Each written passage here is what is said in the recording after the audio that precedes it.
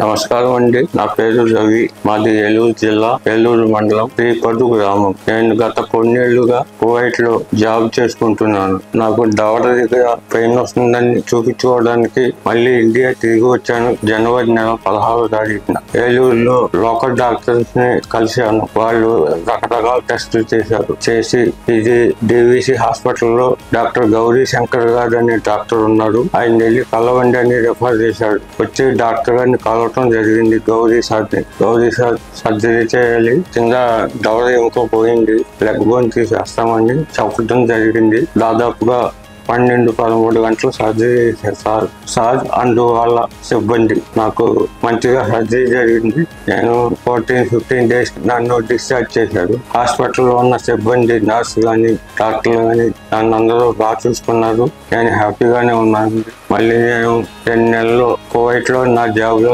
Join అవ్వాలని కోరుకుంటున్నాను. వెళ్ళగలను, నా డ్యూటీ నేను చేసుకోగలను. Thanks to DVC Gauri Shankar sir.